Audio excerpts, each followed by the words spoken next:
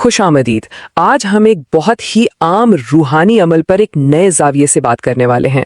سوال یہ ہے کہ کیا قرآن مجید صرف فوری مسائل کے حل کا کوئی نسخہ ہے یا پھر یہ زندگی گزارنے کے لیے ایک مکمل ہدایت نامہ ہے؟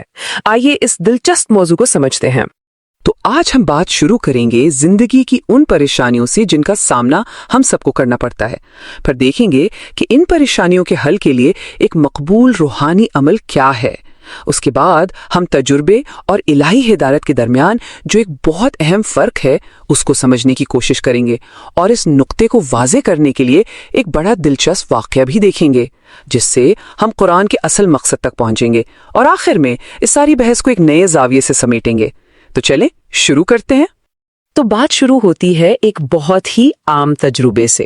جب زندگی میں مشکلیں آتی ہیں، چاہے وہ خاندان کے مسائل ہوں، کام کی جگہ پر کوئی ٹینشن ہو یا کوئی ذاتی پریشانی ہو جو ہمیں بے بس محسوس کراتی ہے، اور جب ایسا ہوتا ہے تو ظاہر ہے انسان جواب ڈھونڈتا ہے۔ ہم سب رہنمائی چاہتے ہیں، کوئی حل چاہتے ہیں، کوئی ایسا مشورہ جو ہمیں ان مشکلات سے نکال سکے، اور اکثر ہوتا یہ ہے کہ یہ تلاش ہمیں روحانی علاج کی طرف لے جاتی ہے۔ یہ وہ مشورے اور طریقے ہوتے ہیں جو اکثر ہمیں اپنے بزرگوں سے یا اپنے حلقہ احباب سے ملتے ہیں، اور اسی سے جڑا ہے ایک بہت ہی مقبول روحانی عمل جسے کچھ لوگ قرآنی علاج یا وظائف کے نام سے جانتے اور استعمال کرتے ہیں۔ مشورہ اکثر کچھ اس طرح کا ہوتا ہے، ایک خاص قسم کی روٹین کی طرح، جیسے کہ کوئی مخصوص صورت اتنی بار پڑھنی ہے، پھر پانی پر دم کرنا ہے، اور اس عمل کو یعنی وظیفے کو مثلاً 21 دن تک دہرانا ہے، اور اس کے پیچھے یقین یہ ہوتا ہے کہ اس عمل سے مسئلہ حل ہو جائے گا۔ اور یہیں پر بات آتی ہے اس تجزیے کے بالکل مرکز میں۔ یہاں مصنف ایک بہت اہم نقطہ اٹھاتے ہیں، وہ یہ کہ انسانی تجربے سے حاصل کی ہوئی چیز اور اللہ کی طرف سے نازل کی گئی ہدایت، ان دونوں میں فرق ہے۔ آپ ذرا اس مثال کو دیکھیے۔ انسانوں نے پودوں سے دوائیں کیسے بنائیں؟ ظاہر ہے تجربے کر کر کے، بار بار آزما کر۔ تو مصنف کی دلیل یہ ہے کہ کچھ لوگوں نے قرآنی آیات کے ساتھ بھی ایسا ہی معاملہ کیا، یعنی ذاتی تجربات کیے، یہ دیکھنے کے لیے کہ کیا اثر ہوتا ہے۔ تو یہاں سب سے اہم نقطہ یہ ہے کہ ان وظائف کو مذہبی احکامات کے طور پر نہیں بلکہ ذاتی تجربات یا تجربات کے طور پر سمجھا جانا چاہیے۔ ان کا براہ راست اللہ اور اس کے رسول صلی اللہ علیہ وسلم کی طرف سے دی گئی ہدایت سے کوئی تعلق نہیں۔ اب یہاں سے بات بہت دلچسپ ہو جاتی ہے۔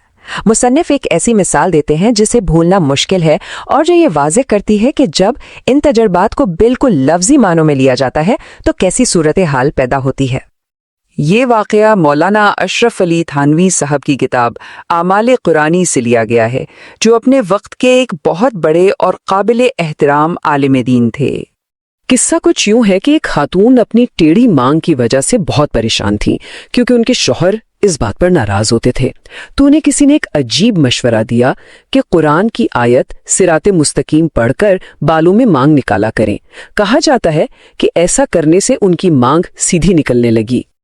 یہ ایک بڑا سیدھا سا سوال ہے نا؟ صراط مستقیم کا مطلب ہے سیدھا راستہ، اور یہ روحانی رہنمائی کے لیے ایک استعارہ ہے۔ اس کا بالوں کی مانگ سے بھلا کیا تعلق ہو سکتا ہے؟ اس کا تو سڑک کے سیدھے ہونے سے بھی کوئی تعلق نہیں ہے۔ یہ لفظی مطلب لینے کی ایک بہت بڑی مثال ہے۔ تو یہ جو عجیب و غریب واقعہ ہے، یہ ہمیں ایک بہت گہرے سوال کی طرف لے جاتا ہے کہ آخر قرآن کا اصل مقصد ہے کیا؟ کیا یہ صرف ایسے فوری حل کی کتاب ہے یا کچھ اور؟ مصنف اس بات پر زور دیتے ہیں کہ قرآن کا بنیادی مقصد ہدایت فراہم کرنا ہے۔ یہ علم کا، حکمت کا اور زندگی گزارنے کا طریقہ سکھانے کا ایک ذریعہ ہے۔ یہ اس لیے نازل نہیں ہوا کہ اس سے مانگ سیدھی کی جائے۔ تو سوال یہ ہے کہ اگر وظائف حتمی جواب نہیں ہیں تو پھر اصل حل کیا ہے؟ مصنف تجویز کرتے ہیں کہ زندگی کی پریشانیوں کا سب سے طاقتور علاج یہ ہے کہ قرآن کو سمجھ کر پڑھا جائے، اس کے معنی میں ڈوبا جائے، اور اس کے مطالعہ کے لیے باقاعدہ وقت نکالا جائے۔ اس علم اور حکمت سے بہت سی پریشانیوں کی حقیقت خود بخود بدل جاتی ہے۔ تو ان سب باتوں کو ذہن میں رکھتے ہوئے ہمیں ان تجرباتی اعمال کو آخر کس نظر سے دیکھنا چاہیے؟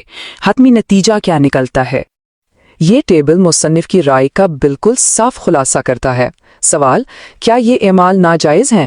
جواب: نہیں، یہ ذاتی تجربات ہیں۔ दूसरा सवाल, क्या ये दीन का हिस्सा है?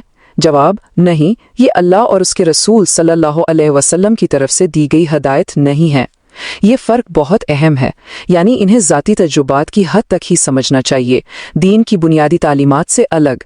मुसन्निफ मज़ीद वाज़े करते हैं कि अगरचे शाह वलीउल्लाह जैसे बड़े बड़े उलमा ने भी ऐसे तजुर्बात को अपनी किताबों में दर्ज किया है, तब भी वो ज़ाती आजमाइश और तजर्बे के दायरे में ही रहते हैं। उनका अल्लाह और उसके रसूल सल्लल्लाहु अलैहि वसल्लम की तरफ से दी गई हिदायत से कोई ताल्लुक नहीं है। और ये बात हमें एक आखिरी और बहुत अहम सवाल पर छोड़ जाती है, जिस पर हम सबको गौर करना चाहिए। क्या हम कुरान को सिर्फ एक नुस्खों की किताब समझ रहे हैं जो मखसूस मसाइल का फौरी हल देगी, या फिर हम इसे इसके असल मकसद के लिए इस्तेमाल कर रहे हैं, यानी अपनी जिंदगियों के लिए रहनुमाई का एक मुकम्मल सरचश्मा? ये वाकई एक सोचने की बात है। शुक्रिया।